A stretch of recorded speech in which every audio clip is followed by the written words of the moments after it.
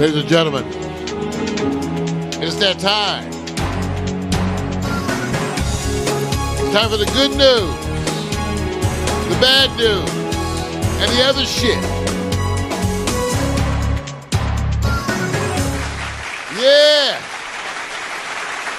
Good news, bad news, and the other shit. As we head into the new year, you recognize, actually, you've got less than 2 weeks? Yeah. Before the new year, you guys. The time it's winding down. We're all caught up into the whole holiday season, getting things ready, but the year's almost over. And so another year passes in the Mueller investigation, and things have ramped up considerably. I took this time in this past week to go back and review my broadcast of 5/22/17, where I made those first predictions for the Trump presidency. And I actually was I was proud of myself because I did make some amazing predictions. One of the predictions I made was that there would be an orgy of evidence, that Trump would leave dirt everywhere and there would be evidence everywhere of crimes he had committed. I also predicted that the president would continue to break the law all the way up until the time he was impeached, that he would fight it in ways that were illegal all the way up until the time. And I said because of this, he would actually be the first president to be tried for a criminal offense 1 to 2 years after he's removed from office because of his stance and the fact that he would never admit any guilt, that he would never show any remorse for any of his actions, that he would be the first president of the United States who would be tried for treason 1 to 2 years after removal from office. I still stand by that.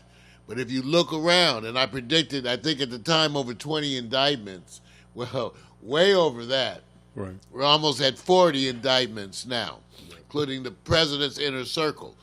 As of late, I also reminded you that while everyone focuses on whether or not a sitting president, can actually be indicted, that I told you that the evolving news that would be through the holidays and into the next year was the unraveling of the president's finances and his family. While everybody debates whether or not you can indict a sitting president, the beat marches on.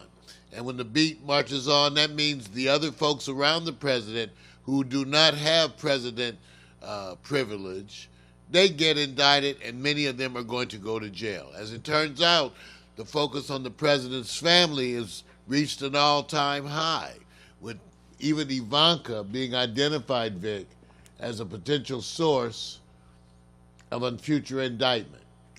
Yeah. You know what, man? This was one of those where, actually, if you had sports betting in politics, who would bet that Trump would say, okay, I'll obey the law? That's what I'm saying. He's going to continue to commit crimes, Vic. Yeah. Otherwise, America loves to pardon presidents. Yeah, I went to look at that history of executives and cabinets and everything who actually serve jail time. It's very few, man. It's outrageous. You have to be just, and I said at the level of going, and I'm just saying this. I said chief of staff, probably, jail time. Probably the one I searched for. And I'm not giving you the data and the names. I went to look at it and said, okay, what's the chances that anybody at this level will serve jail time? And you have to go back to the Nixon. Well, the point that I make is normally even the president wouldn't have to do it. If he wasn't so hard-headed, right, all you do is resign, and then they go, okay, we're done. Yes. We don't want to talk about it. Right. Because they don't want to deal with it in public. No. But since he's going to fight everything, and not only fight it, publicly insult and attack the people who are bringing the charges, right, that sets a whole new game, Vic. This would never occur, Vic, under normal circumstances.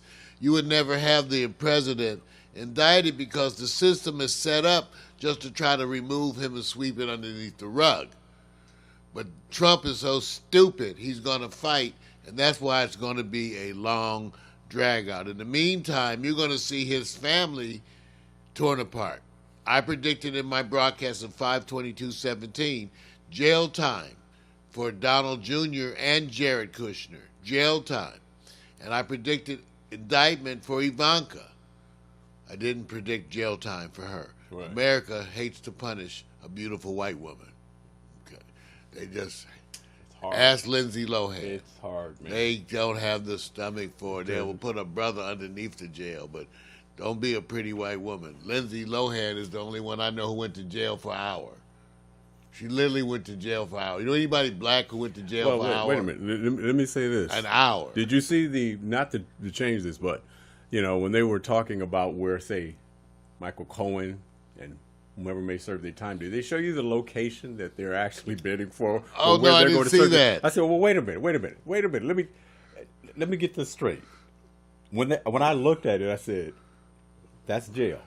So Michael Cohen, let me see if I can get it. Michael Cohen's jail. Well, I'm just saying, you can't pick, on his own, but the attorneys are going to put you in what they call a place that's called one of them comfort jails. Well, it's more than what they call those timeshares. See, it looks like a timeshare to me. He says, well, such and such was here, they were indicted on this. He'll be leaving. You can timeshare his room. That's the perspective I got in there, man. I said, okay, that's luxury jail, right? Yeah, I guess they do. Must be nice. I forgot. My bad, you guys. I should not bring up a subject without having the name of the facility and my bad. And I sent me a picture because we were like I said, what we predict is that for the most part these things follow the normal course of action. Yeah. But the president, because of his stance, makes it go a different way. Yeah. And so we head into the year. We head into the year, Vic, with every Friday, which is the typical day of the week that they release indictments or make motions because you have the whole weekend where the courts are closed and everybody has time for it to settle in.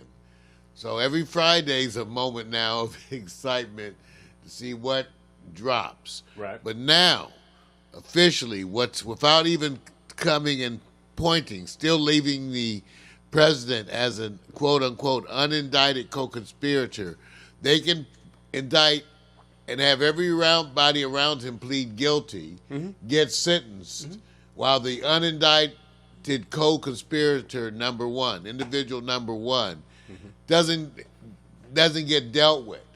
But what happens when they take everybody around individual number one, find them guilty, send them to jail, and the only thing left to do with the whole thing is deal with individual number one? Well, why do we keep saying individual number one? Why do we say it? Is there a reason why it takes too long to say that? That's because in their filings we have to say it. They say that's what they list him, individual number one. Okay. I'll go along with it because it's a practice and you're supposed to be technically and contextually correct. So we'll just say Grim Reaper number one. You guys say that, I'll say Grim Reaper number one. It's happening. So everybody brace yourselves for the holiday season. While you're enjoying that Christmas turkey and Christmas ham, unfortunately, I think you're going to have to suffer through a certain degree of increased political activity throughout the holidays. That's the one negative. I think you're going to have to suffer with me through the holiday seasons with weekly updates on the president. And so it is. So we will get ready for that as it starts to rain. But now that the president is cornered, remember, you can relax on him. Don't let them catch you up in the drama that is deciding whether or not a sitting president can be indicted. Sit back and relax. The drama unfold as everybody in his team turns against him and everybody around him is held accountable for their previous actions. I'm Mario Hemsley. This is the good news. The bad news.